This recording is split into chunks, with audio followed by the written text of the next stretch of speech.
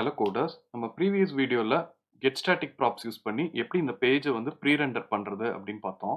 நம்ம இந்த வீடியோல டைனமிக் ரவுட்ஸ் வந்து செட் பண்ணலாம். டைனமிக் ரவுட்ஸ் நீங்க நான் மீன் பண்றது இப்போ இந்த யூசர் இருக்காங்க, இவங்க டேப் பண்றோம் அப்படின்னா நம்ம அவங்களோட டீடைல்ஸ் வந்து பாப்புலேட் பண்ணணும். ஃபார் எக்ஸாம்பிள் இந்த பிளேஸ் ஹோல்டர் ஜேசன் பாருங்க.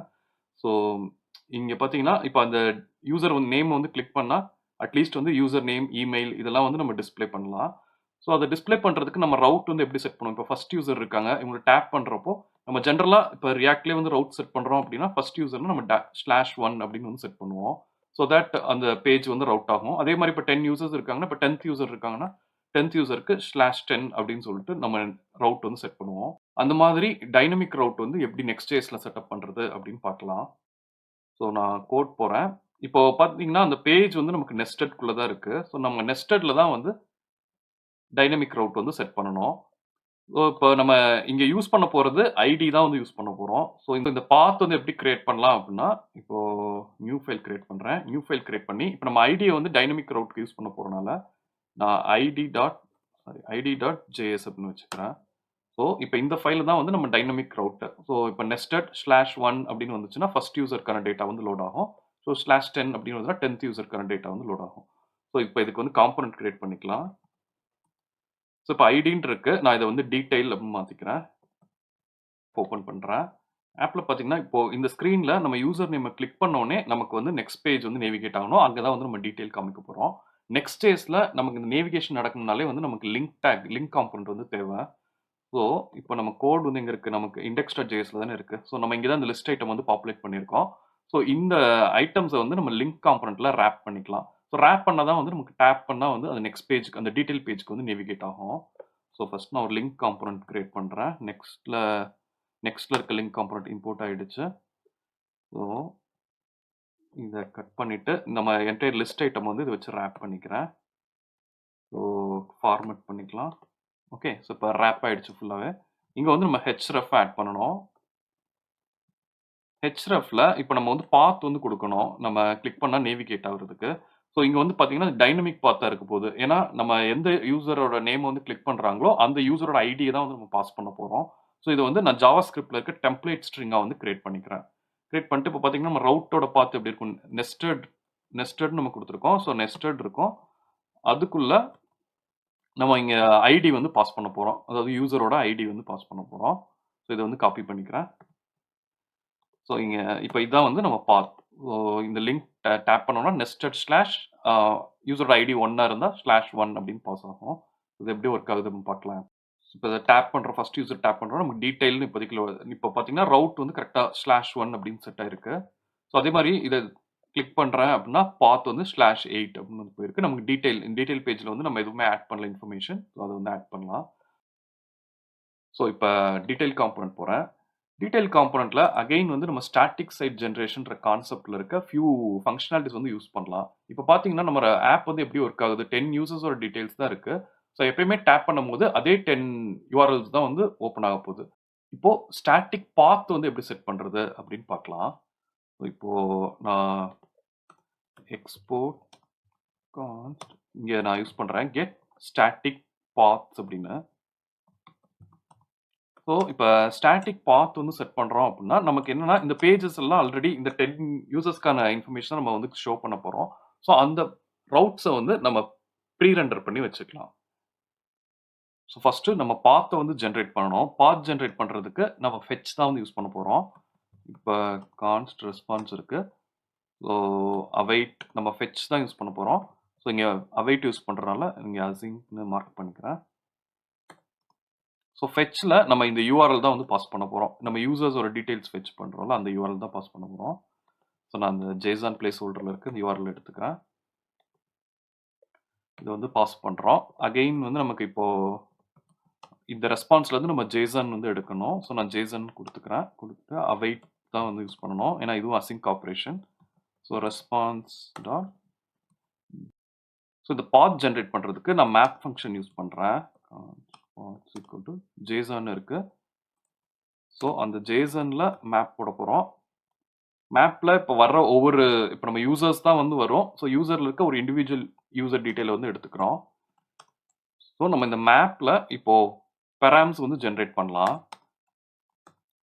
இது வந்து டிஃபால்ட் சின்டாக்ஸ். ஸோ இது மாதிரி தான் வந்து நம்ம யூஸ் பண்ணுவோம். பெராம்ஸ் வந்து ஜென்ரேட் பண்ணுவோம். ஸோ அது பார்த்துக்கோங்க. பெராம்ஸ் இருக்கு. பெராம்ஸ் வந்து பண்ண போகிறோம்.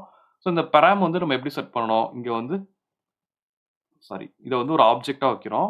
ஐடி கொடுத்துட்டு ஸோ ஐடியில் இந்த யூசர் டாட் ஐடி, ஏன்னா நமக்கு வந்து என்ன வரும், நெஸ்டட் ஸ்லாஷ் ஐடி தானே வந்து வரும். ஸோ அதனால யூசர் டாட் ஐடி, ஐடி வந்து நமக்கு இங்கே பார்த்தீங்கன்னா இது வந்து இன்ட்டாக இருக்கும். ஸோ நம்ம ஸ்ட்ரிங்காக மாற்றிக்கலாம். ஏன்னா ரவுட்டில் வரும்போது அது ஸ்ட்ரிங்காக மாறிடும். மாதிரி getStaticPathsல பாத்ஸ் தான் வந்து ரிட்டர்ன் பண்ணணும். ஸோ பாத்ஸ் வந்து இங்கே செட் பண்ணிக்கிறேன். செட் பண்ணிவிட்டு இன்னொரு ப்ராப் அனுப்பணும், ஃபால் பேக் அப்படின்னு. ஃபால் பேக் வந்து நான் ஃபால்ஸ் அப்படின்னு செட் பண்ணிக்கிறேன். ஸோ அது வந்து நம்ம இப்போ இல்லாத ஒரு ரவுட் வந்து போச்சுன்னா 404 வரணும்ல, நம்ம பேஜ் நாட் ஃபவுண்ட் அப்படி சொல்லி வரணும். அதுக்காக வந்து இது செட் பண்ணியிருக்கோம். ஓகே, இது எப்படி ஒர்க் ஆகும் அப்படின்றது நான் பில்ட் டைம் பண்ணும்போது உங்களுக்கு நல்லா புரியும். இப்போ நெக்ஸ்ட் என்ன பண்ண போறோம், நம்ம இண்டிவிஜுவல் யூசரோட டேட்டா தான் நமக்கு தேவை. ஸோ அகைன் வந்து நம்ம SSGல இருக்க getStaticProps வந்து யூஸ் பண்ணிக்கலாம். ஸோ getStaticProps யூஸ் பண்ணிக்கிறேன். நம்ம இதுலேருந்து இம்போர்ட் பண்ண வேண்டியதில்லை, இது இம்போர்ட் ஆயிருக்கு, நான் அதை ரிமூவ் பண்ணிடுறேன். ஸோ getStaticPropsல நம்ம ஆல்ரெடி பண்ண மாதிரி தான். ஸோ இதுவும் ஒரு அசிங்க் ஆப்ரேஷன் தான். ஸோ இங்கே நம்ம என்ன பண்ண போறோம்னா, இண்டிவிஜுவல் யூசரோட இன்ஃபர்மேஷன் இருக்கும்ல, அதாவது இந்த ஜேசன்ல இப்போ நம்ம சிங்கிள் யூசருக்கான இன்ஃபர்மேஷன்லாம் வந்து ப்ரீஃபெட்ச் பண்ண போறோம். ஸோ இப்போ இதில் பார்த்தீங்கன்னா நமக்கு வந்து ஐடி தேவை. எந்த யூசரோட ஐடி வந்து கிளிக் பண்ணியிருக்காங்களோ அந்த யூசர் தான் வந்து ஷோ பண்ணணும். இப்போ getStaticPropsல பை டிஃபால்ட்டாகவே கான்டெக்ட்னு ஒரு ப்ராப் வந்து அவைலபிள். ஸோ அதை தான் நம்ம யூஸ் பண்ணிக்க போகிறோம். இந்த கான்டெக்ட்ன்ற ப்ராப்பை யூஸ் பண்ணிட்டு நம்ம ஐடி ஃபெச் பண்ணிக்கலாம். இப்போ பார்த்தீங்கன்னா ஏன்னா நமக்கு செலக்ட் பண்ண யூசரோட வேல்யூ தான் வந்து நமக்கு தேவை. So context dot params dot ஐடின்னு யூஸ் பண்ணிக்கிறேன். ஸோ இப்போ நமக்கு வந்து ஐடி வந்து கிடைச்சிருச்சு. இப்போ இந்த 2 லைனை காப்பி பண்ணிக்கலாம். இப்போ நம்ம இப்போ வந்து நம்ம அந்த பர்டிகுலர் ஐடிக்கான ஐடிக்கு பாஸ் பண்ணி நம்ம டேட்டா வந்து ஃபெச் பண்ணலாம். இப்போ யூசர்ஸ்ன்னு இருக்கு, யூசரோட நான் ஐடி வந்து அப்பெண்ட் பண்ணிக்கிறேன். ஸோ தட் அந்த பர்டிகுலர் யூசருக்கான எந்த யூசரை கிளிக் பண்ணியிருக்காங்களோ அவங்களுக்கான டேட்டா மட்டும் நமக்கு போதும். ஸோ அதனால ஐடி அப்படின்னு செட் பண்ணிக்கிறேன். ஓகே, இந்த 2 லைன் அதே தான். ஸோ நெக்ஸ்ட் என்ன பண்ண போறோம், இங்க வந்து இப்போ getStaticPropsல நம்ம ப்ராப்ஸ் தான் வந்து ரிட்டர்ன் பண்ணணும். ரிட்டர்ன் ப்ராப்ஸ் அப்படி கொடுத்துருக்கேன். ஓகே, ஸோ இப்போ ப்ரீவியஸாக நம்ம யூசர்ஸ்னு யூஸ் பண்ணோம், இப்போ வந்து யூசர்ன்ற கீ வச்சுக்கலாம். ஏன்னா வந்து சிங்கிள் யூசரோட டேட்டா தான் நமக்கு வந்து வரும். ஓகே, ஸோ இப்போ ஜேசன் அப்படின்னு வச்சுட்டேன். இப்போ நமக்கு 2 பாத்தும் வந்து நம்ம ஸ்டாட்டிக் பாத்ஸும் ஜென்ரேட் பண்ணிட்டோம். அதே மாதிரி ஸ்டாட்டிக் ப்ராப்ஸ் யூஸ் பண்ணி டேட்டாவும் அந்த பர்டிகுலர் யூசர்ஸ்க்கானதெல்லாம் வந்து கேஷ் பண்ணிடுறோம். ஓகே, ஸோ இப்போ நம்ம யூஐல நம்ம ஆல்ரெடி நம்ம பண்ண மாதிரி இங்க வந்து யூசரை வந்து எடுத்துக்குவோம். ஏன்னா ப்ராப்ஸ்ல வந்து நமக்கு யூசர்ன்ற இங்க நம்ம கீ வந்து யூசர் வச்சிருக்கோம். யூசரோட நேம், அவங்களுக்கு இருக்க யூசர் நேம் அண்ட் இமெயில் வந்து நம்ம டிஸ்பிளே பண்ண போறோம். இப்போ 3 ஃபீல்ட்ஸ் வந்து இருக்க போகுது. 3 ஃபீல்ட்ஸ் இருக்க போகுது அப்படின்றனால நான் ஸ்டாக்ல ஒரு ஸ்டாக் வந்து ஆட் பண்ணிக்கிறேன். ஸோ தட் நமக்கு ஸ்டாக் வந்து பை டிஃபால்ட்டாகவே வெர்டிக்கல் அலைன்மெண்ட் தான் வந்து சப்போர்ட் பண்ணும். ஸோ நம்ம அதில் எதுவும் சேஞ்ச் பண்ண வேண்டியதில்லை. நம்ம ஆட் பண்ண போகிற ஐட்டம்க்கு வந்து ஸ்பேசிங் செட் பண்ணிக்கலாம். ஸ்பேசிங் வந்து 5ன்னு வச்சுக்கிறேன். எல்லா சைட்ஸும் வந்து மார்ஜின் தேவை. ஸோ மார்ஜின் வந்து 20 அப்படின்னு ஆட் பண்ணிக்கிறேன். இப்போ உள்ள என்ன ஆட் பண்ண போகிறோம், டைப்போகிராஃபிக் காம்பவுண்ட்ஸ் தான். ஏன்னா நம்ம வெறும் டெக்ஸ்ட் தான் வந்து ஷோ பண்ண போகிறோம். ஸோ மெட்டீரியல் இருக்க டைப்போகிராஃபிக் காம்பவுண்ட் இம்போர்ட் பண்ணிக்கிறேன். இம்போர்ட் பண்ணிட்டு இப்போ ஃபர்ஸ்ட் வந்து யூசரோட நேம் வந்து டிஸ்பிளே பண்ணுவோம். ஸோ இதுக்கு வந்து நான் h3ன்னு வச்சுக்கிறேன். h3ன்னு வச்சுட்டு யூசர் டாட் நேம் வச்சுக்கலாம். ஓகே, ஸோ இதே மாதிரி இப்போ 2 டைப்போகிராஃபிக் காம்பவுண்ட் ஆட் பண்ணிக்கிறேன். ஏன்னா நம்ம யூசர் நேமும் டீட்டெயிலும் காமிக்க போகிறோம், இமெயிலும் ஷோ பண்ண போகிறோம். ஸோ இங்கே வந்து நான் வேரியண்ட்டை வந்து மாற்றிக்கிறேன், சப்டைட்டில் அப்படின்னு சொல்லிட்டு. இது பார்த்தீங்கன்னா மெட்டீரியலில் இருக்கிறது தான். ஸோ வேரியண்ட் வந்து சப்டைட்டில் 1 அப்படின்னு மாற்றிட்டு அதே மாதிரி நம்ம ஒரு டிஃப்ரென்ஸ் தர்றதுக்காண்டி இங்கே கலர் ஈக்குவல் டு கிரே அப்படின்னு செட் பண்ணிக்கலாம். சாரி, கலர் வந்து கிரே அப்படின்னு செட் பண்ணிட்டேன். ஸோ இங்கே யூசர் டாட் நேம் இருக்கிறதுக்கு பதிலாக யூசர் நேம் மாற்றிக்கிறேன். ஏன்னா இது நம்ம ஜேசனில் இருக்கிறது தான். நான் ஜேசன் ஓப்பன் பண்ணுறேன். இங்கே பார்த்தீங்கன்னா யூசர் நேம் இருக்கு, இதுதான் வந்து செலக்ட் பண்ணியிருக்கேன். அதே மாதிரி நெக்ஸ்ட்டுக்கும் அதே தான், வேரியண்ட் இது வந்து காப்பி பண்ணிக்கிறேன், கலர் ஈக்குவல் டு கிரே அப்படின்ட்டு. ஸோ இதெல்லாம் இங்கே ஆட் பண்ணிக்கலாம். ஆட் பண்ணிட்டு இங்கே நம்ம டிஸ்பிளே பண்ண போகிறது இமெயில். ஸோ இமெயில் மார்க் பண்ணிக்கிறேன். ஸோ ஸோ யூசரோட நேம் வந்திருக்கு. யூசர் நேம் வந்து வரல. இமெயில் வந்திருக்கு. ஸோ நான் அது ஏன்னு பார்க்கலாம். யூசர் நேம் ஜேசன்ல ஓகே. ஸோ இது வந்து ஸ்மால் லெட்டர்ல இருக்கு. நான் ஸ்மால் லெட்டர்ல மாத்திக்கிறேன்.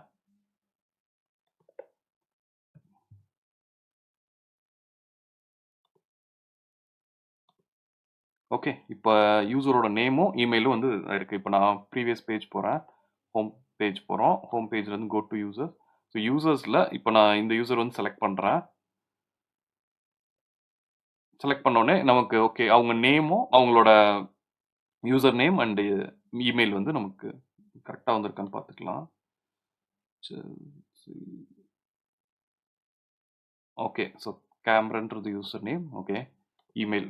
இப்ப என்ன பண்ணியிருக்கோம் அப்படின்னா, இப்ப நமக்கு வந்து கம்ப்ளீட்டா வந்து இந்த பேஜ் வந்து ஒரு ஸ்டாட்டிக் பேஜா வந்து மாறிடும். ஏன்னா வந்து நம்ம பாத்தையும் ப்ரீஃபெட்ச் பண்ணிடுறோம். அதே மாரி டேட்டாவையும் வந்து ப்ரீஃபெட்ச் பண்ணிடுறோம். ஸோ இது கம்ப்ளீட்டா வந்து ஒரு ஸ்டாட்டிக் பேஜ். அது உங்களுக்கு எப்படி ஸ்டாட்டிக் பேஜ் அப்படின்னு காமிக்கிறதுக்காக, இங்க ஒரு tab open npm run build குடுக்கலாம்.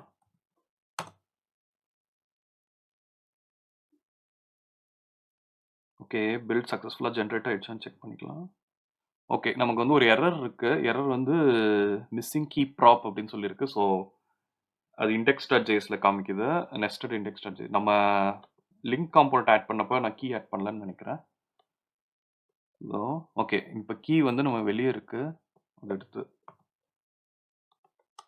உள்ள ஆட் பண்ணிடுறேன். ஸோ இங்க வந்து இனிமே கீ தேவையில்ல. ஓகே. ஸோ அகைன் ஜெனரேட் பண்றேன் பில்ட.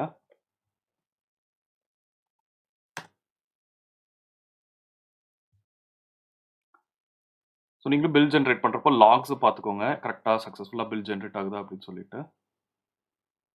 ஓகே. இப்ப பில்டு ஜெனரேட் ஆயிடுச்சு. இன் கேஸ் உங்களுக்கு வந்து கிரியேட்டிங் அன் ஆப்டிமைஸ்ட் பில்ட் அப்படின்னு சொல்லிட்டு ரொம்ப நேரம் ஸ்ட்ரக் ஆயிருந்துச்சுன்னா, நீங்க நம்ம இன்னொரு டேப்ல வந்து டெவலப்மென்ட் பில்டு ஓப்பன் பண்ணியிருந்தாலும் அத வந்து க்ளோஸ் பண்ணிருங்க. அந்த சர்வர் வந்து க்ளோஸ் ஆயிடுச்சுன்னா, உங்க பில்டு வந்து இமிடியேட்டா ஜெனரேட் ஆயிடும். ஸோ பில்ட் ஜெனரேட் ஆயிடுச்சு. இப்போ இங்க போயிட்டு டாட் நெக்ஸ்ட்குள்ள தான் பில்ட் இருக்கும். ஸோ நான் ஓப்பன் பண்றேன். ஓப்பன் பண்ணிட்டு இதுல சர்வர் இருக்குல்ல, சர்வர் டைரக்டரிக்குள்ள போயிட்டு இங்க நெஸ்டட் இப்ப நம்ம நெஸ்டட்குள்ள பார்த்தீங்கன்னா, இப்போ நம்ம ப்ரீ ரெண்டர் பண்ணதெல்லாம் வந்து இங்க HTML ஜெனரேட் ஆயிடுச்சு. JSON ஜெனரேட் ஆயிடுச்சு. அதே மாரி தான் செகண்ட் யூசர்க்கான HTML, JSON. ஸோ இப்படிதான் வந்து நமக்கு ப்ரீ ரெண்டர் வந்து ஒர்க் ஆகும். ஸோ ஸ்டாட்டிக் சைட் வந்து நம்ம ஜெனரேட் பண்ணிட்டோம். இப்ப நம்ம இப்ப ஐடி நம்ம டீடைல் காம்போனன்ட்குள்ள போனோம்னு வச்சுக்கோங்களேன். இப்ப டீடைல் காம்போனன்ட்குள்ள போறேன். ஸோ இங்க ஸ்டாட்டிக் பாத்தும், ஸ்டாட்டிக் ப்ராப்ஸும் வந்து யூஸ் பண்றோம். ஸோ அத யூஸ் பண்ணி நம்ம ஸ்டாட்டிக் சைட் வந்து ஜெனரேட் பண்ணியிருக்கோம். ஓகே. ஸோ இது மாரி நம்ம ப்ரீ ரெண்டர் ஆகும்போது நம்மளோட அப்ளிகேஷனோட பெர்ஃபார்மன்ஸும் நமக்கு அது SEOலயும் வந்து ஹெல்ப் பண்ணும். ஸோ நெக்ஸ்ட் வீடியோல எப்படி வந்து இந்த ஆப்ப டிப்ளாய் பண்றது அப்படின்னு சொல்லி பார்க்கலாம். இந்த வீடியோல ஏதாவது டவுட்ஸ் இருந்தா எனக்கு கமெண்ட் செக்ஷன்ல ஆட் பண்ணுங்க. நான் உங்களுக்கு கிளாரிஃபை பண்றேன். கோட வந்து GitHubல ஆட் பண்ணியிருக்கேன். ஸோ அங்க வேணும்னா அங்க கோட் டவுன்லோட் பண்ணிக்கோங்க. Thank you.